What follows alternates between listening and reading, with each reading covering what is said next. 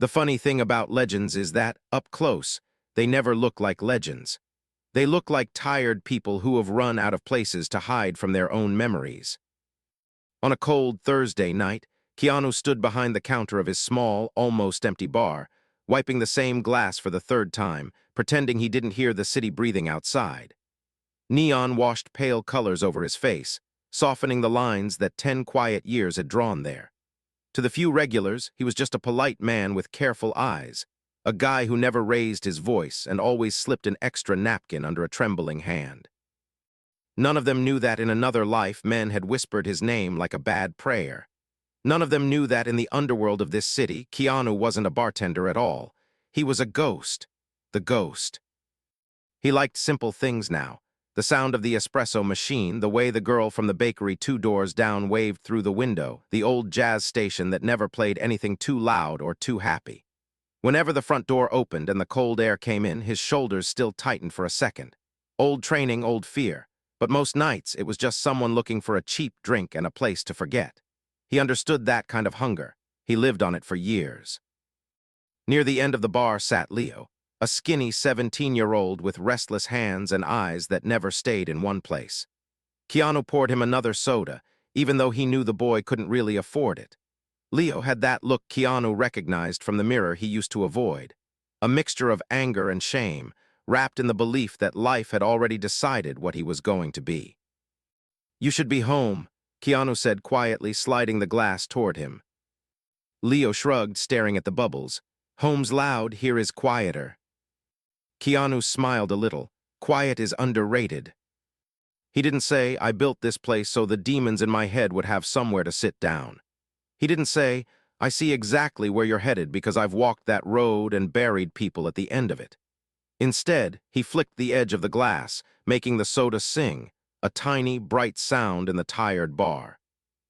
"You still teaching those classes?" Leo asked, trying to sound casual. "Every morning," Keanu answered. "You came once." "Got busy," Leo muttered. Keanu leaned in, his voice soft but firm. "Busy or scared?" Leo looked up, caught off guard by the directness. For a moment, the tough act slipped, and Keanu saw the kid underneath, the one who still wanted to be good, even if he had no idea how. "Both, I guess," Leo admitted. "Come back," Keanu said. "No one there cares where you've been, just where you're going." Kindness had become his quiet rebellion. In a world where the strongest hands he'd ever known had been used to break bones, he decided his would be used to steady people instead.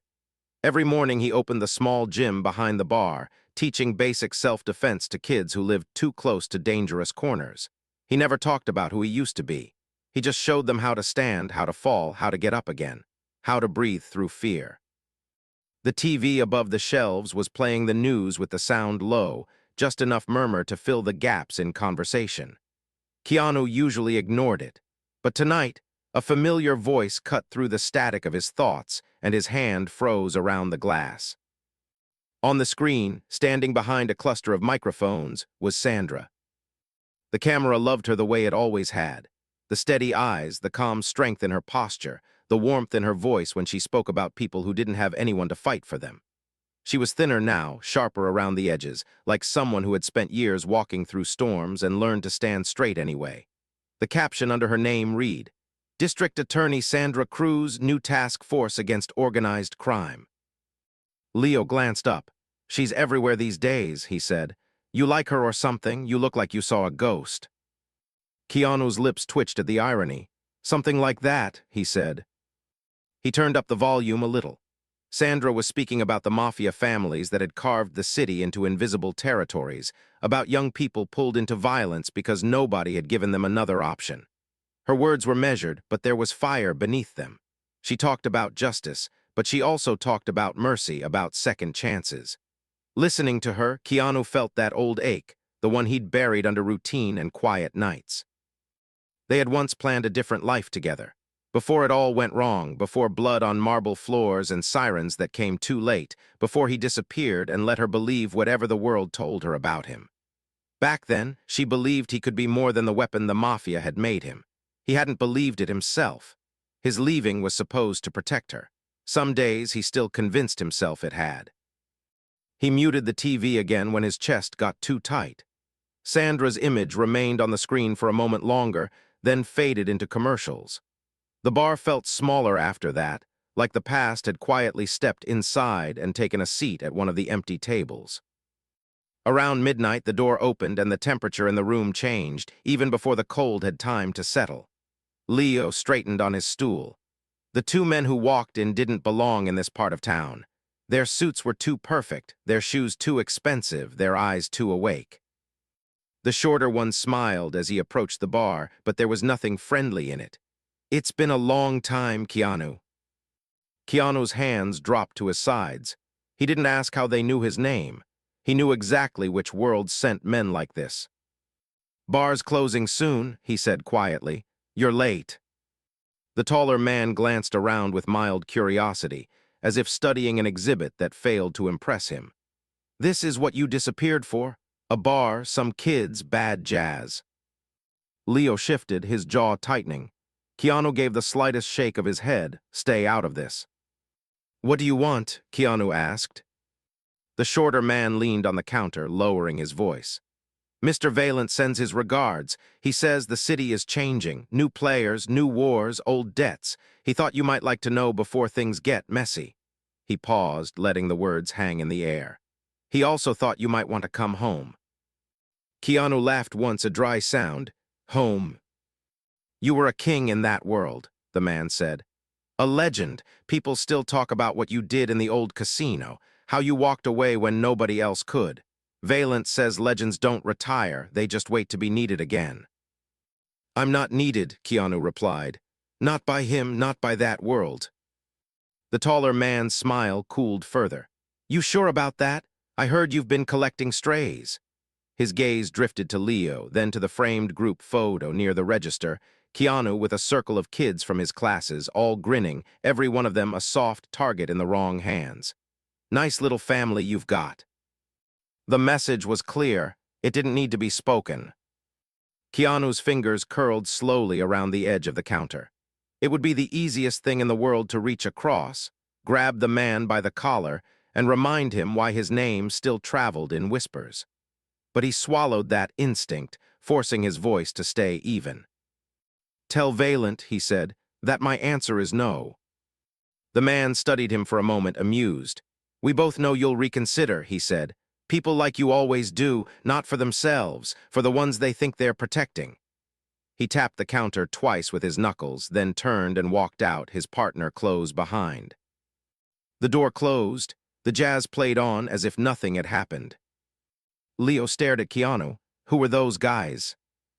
"Trouble," Keanu said, "and you are going home now." Leo hesitated. "I can help, I know people." "That's exactly what I'm trying to keep you away from," Keanu cut in, more sharply than he intended. He softened his tone. "Go home, Leo, please." The boy left, but the worry in his eyes stayed behind. Hours later, after the bar was cleaned and the chairs were flipped onto tables, Keanu sat alone in the dark, elbows on his knees, staring at the faint reflection of his face in the bottle-lined mirror. Legends don't retire. He'd spent 10 years trying to prove that sentence wrong. He'd built a life on small acts of kindness, trying to balance scales that could never truly be even. But tonight, the past had walked through his door in a $1,000 suit and smiled like it owned the future. His phone buzzed on the counter, an unknown number. He almost ignored it. Something in his gut told him to answer. "Yeah," he said. Static, then a panicked voice. Is this Keanu from the gym?" "Who is this?" "Leo's mom," the woman sobbed. I found your number in his things. He's not home. He left a note, said he had to fix something. Somebody came by earlier in a nice car. I called his friends. Nobody's seen him. I thought maybe." The room tilted. Keanu closed his eyes. He saw the look Leo had given him before leaving. Busy or scared? Both, I guess. "Mrs. Alvarez," he said, his voice suddenly very calm, very clear. "Listen to me. You lock your doors and stay away from the windows. If anyone else comes asking for him, you say you don't know anything. You understand?" What's happening?" she whispered. "I'm going to find your son," Keanu promised. "That's what's happening." After he hung up, the silence in the bar felt heavy, pressing on his chest. He knew exactly who had taken Leo and why. When a legend says no to the Mafia, they don't come for him first. They come for the heart he's trying to grow. Keanu walked to the back room, opened the old locker he hadn't touched in years. Inside, under a folded towel and a box of training gloves, lay the past he'd been pretending he'd buried. A worn black suit, a pair of polished shoes, a simple watch that didn't tell time so much as it reminded him how fast it passed. At the bottom, wrapped in cloth, an empty leather holster. He left the holster where it was. He dressed slowly, like a man putting on someone else's skin. The suit still fit. That scared him more than anything. In another part of the city, miles away yet walking toward the same storm, Sandra stood in front of her bathroom mirror, fastening a small microphone under the collar of her black dress. Her reflection stared back, calm but pale. On the counter lay a thin folder with photos of Valent, the casino, and a list of names, judges, cops, businessmen, people whose lives he owned. The task force had spent months preparing for this. Tonight, she would walk into Valent's world as a lawyer who sold favors for cash, a woman who looked the other way for the right price. "If this goes bad, you walk," her partner had told her that afternoon. "We can't lose you over a case." But Sandra had buried too many victims to walk away now. Her father, two witnesses whose protection had been a promise on paper and a joke in practice. Children who'd gotten caught in the crossfire of men settling scores they barely remembered. Sometimes she wondered how you hunted monsters without becoming one. Then she remembered a man with tired eyes who used to stand between her and the worst of that world, taking blows meant for her. A man named Keanu, who had vanished in the blood and smoke of their last night together. "You were wrong," she whispered to the memory of him as she put on her earrings. "You didn't have to disappear to protect me. You just had to stay." At the door, she paused, fingers tightening around the handle. She thought about turning back just for a second. Then she saw the headlines on her kitchen table about another teenager shot near the docks. Courage wasn't feeling ready. It was walking out the door even when you were. An hour later, the city's richest sinners drifted through the golden doors of Valent's casino, their laughter floating under the glittering chandeliers. The air smelled of expensive cologne, burned money, and secrets. Security cameras blinked from every corner. At the main table, under a rain of crystal light, Valent himself waited, a king in a world built on fear. The guards at the entrance stiffened when Keanu approached. For a moment, they simply stared, as if trying to fit the quiet, sharply dressed man in front of them into an old story they'd heard in whispers. "Can I help you, sir?" one of them asked, though his voice had lost all its certainty. "I'm here to see Valent," Keanu said, looking past them into the glittering room beyond. "Tell him the ghost is done hiding." The name traveled fast. It moved like a current through the casino, from guard to dealer to server, until even the gamblers who didn't know its history felt the shift in the air. At the bar, a woman in a black dress, nursing a glass of water she pretended was vodka, heard it too. "The ghost." Sandra's fingers tightened around her glass. A memory flashed. A younger man standing in the rain, bleeding, telling her to run while he stayed behind. A name screamed over police radios the night the casino burned. A coffin buried with no body inside. Her heart thudded once, hard enough to steal her breath. It couldn't be him. But as the crowd slowly parted near the entrance, as curious faces turned toward the man walking in from the dark, Sandra felt something inside her recognize the way he moved. The quiet, controlled walk of someone who knew exactly how dangerous he was and had spent years trying not to be. Keanu stepped into the light of the chandeliers, eyes scanning the room, searching for any sign of Leo, any hint of the trap he knew was waiting. Then across the shimmering floor, another gaze locked onto his. "Sandra." For a heartbeat, the noise of the casino faded. 10 years of silence crashed between them, carried on the space of a few meters and 1,000 unsaid words. Keanu's breath caught in his throat. The woman he had left to save was alive, standing in the heart of the very world he'd tried to keep her from. Sandra's lips parted just slightly. He saw disbelief, anger, relief, and something far more dangerous flicker across her face.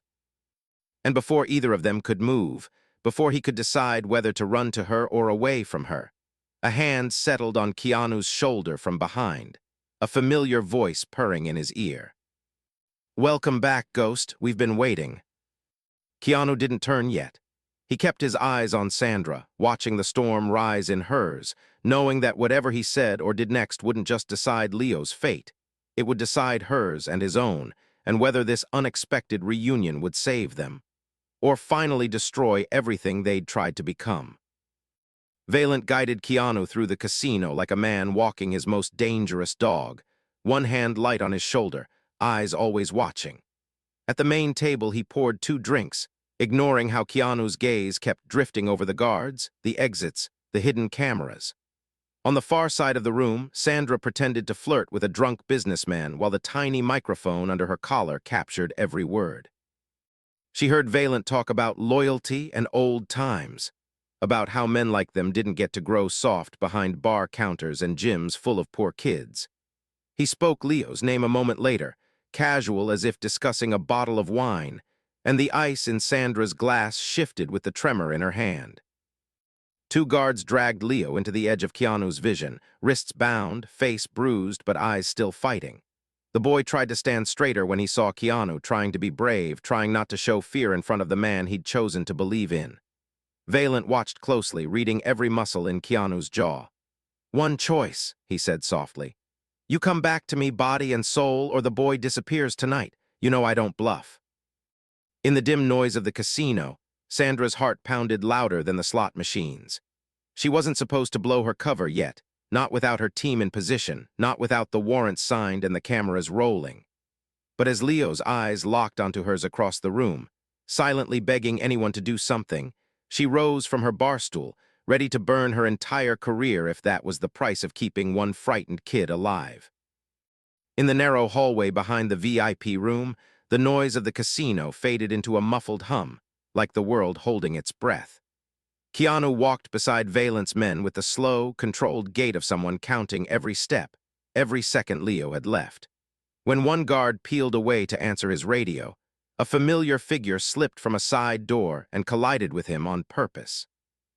Sandra muttered an apology in character, then looked up and froze, the act crumbling as their eyes met at arm's length for the first time in 10 years.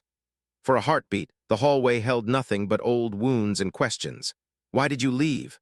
Why are you here? How much of me did you bury to stay alive? "We don't have time for the past," Sandra whispered, voice low, English soft at the edges.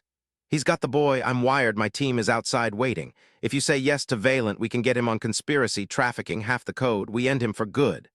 Keanu shook his head once, torn between the law she believed in and the brutal speed of the world he knew too well. "You think he'll just hand Leo over because we have paperwork?" he murmured. Sandra swallowed, hurt flickering through her anger. "I think if you become his weapon again, we lose you, and I've already lost you once." Before he could answer, a shadow filled the end of the corridor. Valent stepped into view, clapping slowly, eyes moving from Sandra's tense shoulders to the barely visible wire near her neckline. "Well," he said, his smile turning thin and cold, "this is interesting. Ghost, if you really want to prove your loyalty, I've just thought of a better test than one scared kid." Valent's plan was simple in the way only cruel plans are. He cleared a small balcony that overlooked the casino floor and handed Keanu a pistol with the ease of giving back an old habit. "The district attorney who's been hunting me," he said, nodding toward Sandra below, who now pretended not to know them at all, "is standing in my house wearing a wire. You put a bullet in her, I let the boy live, you get your throne back. You hesitate, I remind the city why ghosts are born." Cameras watched from the corners. A second gunman waited on a higher ledge, ready to finish the job if Keanu's hand shook even once. The weight of the pistol dragged at his arm like every life he'd ever taken, every face that still visited him in sleepless hours over the bar sink. He walked Sandra away from the crowd under the excuse of private discussion, the muzzle of the gun pressing lightly into her back, more for the cameras than for her. On the quiet side of the balcony she turned, searching his eyes like a woman trying to read a verdict before it was spoken. "If you're going to do it," she whispered, "at least look at me." His fingers tightened, not on the trigger, but around the edges of everything he'd tried to become. "I'm not killing you," he said. "I'm done being what he built." In the reflection of the glass, Sandra saw the second gunman above them, taking aim. Without time to explain, she grabbed Keanu's wrist and yanked his arm upward just as he fired. The shot shattered the upper window, knocking the sniper back and throwing the casino into chaos. Sirens from Sandra's team began to wail outside, but even as her people rushed in, a warning reached Valent's ear from a corrupt cop on his payroll. Smoke filled the room, tables overturned, and in the confusion, Leo vanished from his chair. When the haze cleared, Valent was gone too, leaving behind only shell casings, overturned chips, and the echo of Sandra's voice as she realized the boy had been dragged back into the dark because she had dared to try justice the right way. They found Valent's trail in the ashes of memory, an abandoned property on the edge of the docks, officially condemned, unofficially sacred in the mythology of the underworld. The old casino where Keanu's legend had been born and where Sandra had last seen him bleeding in the rain. Now broken glass crunched under his shoes as he stepped through the sagging doors alone, the ghost returning to the cradle of his own myth. Leo was tied to a chair at the center of the ruined ballroom, moonlight pouring through the collapsed ceiling, dust swirling around him like mist. Valent lounged nearby with a gun resting on his thigh, his expensive suit out of place against the rot and rust. "You could have had it all back," he said. "Power, fear, respect. Instead you chose what? A few lost kids and a woman who would gladly throw you in prison if it made a good headline." Keanu walked closer, hands open, each step a quiet refusal of the monster he used to be. "I chose a life where I can wake up without tasting blood," he said. "I chose to show Leo a way out of what you call destiny." Valent's smile thinned. He pressed the gun to Leo's head, forcing Keanu to his knees with a single gesture. "Then watch your new life die in front of you." A voice cut through the emptiness before he could squeeze the trigger. "Put the gun down, Valent." Sandra emerged from the shadows near a side entrance, jacket thrown over the sling on her injured arm, badge and weapon both raised.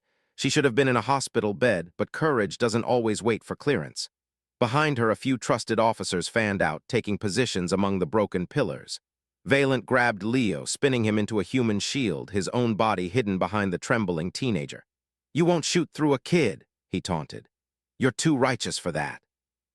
Sandra's eyes met Keanu's over Leo's shaking shoulders, a silent question passing between them. "Are we the people we say we are even now?" The answer came not from bullets, but from a boy who had listened to every lesson Keanu ever gave. Leo stomped hard on Valent's foot and dropped his weight, twisting the way he'd been taught in the back of the bar's gym. The move wasn't perfect, but it was enough. The gun slipped, clattering across the cracked tiles. In the same breath, Keanu lunged, not for Valent's throat like the ghost would have, but for the weapon, kicking it far toward Sandra. She scooped it up, keeping her aim steady on the crime lord who now lay winded on the filthy floor. For a long second, rage and grief flickered in her eyes, the memory of every victim's file she'd ever signed, every family she'd watched break in courthouse hallways. Then she inhaled, found the part of herself that still believed in laws even when men like him mocked them. "Enrico Valent," she said, voice clear in the hollow ballroom, "you are under arrest." No final punch, no vengeful shot, just cold steel cuffs and the choice to let justice, not revenge, define the end of his rule. As they led him away, Valent looked back at Keanu with bewildered contempt, unable to understand how a man so dangerous could choose kindness as his last weapon. The city moved on the way cities always do, swallowing headlines and scandals into new crises and fresher gossip. Valent's empire cracked in public courtrooms and quiet interrogations, his former allies trading secrets for smaller cells. Sandra's task force became famous overnight, but she turned down the talk shows and glossy magazine spreads, spending most evenings instead in a small bar that had started to feel like the beating heart of a different kind of justice. The sign over the door read, "Second Light," a name Leo had chosen one afternoon, saying it sounded like what the place had given him. Not a clean slate, but another chance to write on the same scarred one. Inside, the bar hummed with a softer kind of noise. Kids laughing in the back room where the mats were rolled out for training. A local musician playing old songs on a cheap guitar. The low murmur of people who had learned that safety could exist without fear hanging over it. Leo moved confidently among them, no longer the jittery boy at the end of the counter, but a young man teaching smaller kids how to fall and get up again. He still carried his nightmares, but now he carried other people too, steadying them with hands that could have been taught to hurt, and instead had been trained to protect. Every time he corrected a stance or praised a shy punch, Keanu saw a little more of the future he'd hoped might be possible when he first opened his doors. One quiet night, after the last of the kids had left and the chairs were half stacked, Sandra sat at the bar with a cup of coffee, watching Keanu lock up the front entrance. The old suit was gone, replaced by his usual worn shirt and rolled sleeves, but there was a new ease in his shoulders, a man who had finally stopped trying to outrun his own shadow. "People still whisper about you," she said, breaking the comfortable silence. "Some of the guys at the office call you a legend." Keanu wiped a glass, considering that word, then set it down with a small, almost shy smile. "Legends are just stories people tell when they don't know what really happened," he answered. "What really happened is that I got tired of breaking things and decided I'd spend the rest of my time here trying to fix what I can. One kid at a time. One night at a time." She reached across the counter, covering his hand with hers, the simple gesture saying all the things they were still learning how to put into words. In the reflection of the bar's window, their shapes blurred with the soft lights and the fading neon outside. No longer ghosts of who they used to be, but two tired people who had chosen, again and again, to stand back up. And if some corner of the city still told stories about the ghost and the woman who brought down a king, the truth was quieter and far more powerful. Kindness had kept them human, courage had kept them moving, humility had kept them honest, and resilience had turned their separate scars into a shared, imperfect, beautiful life.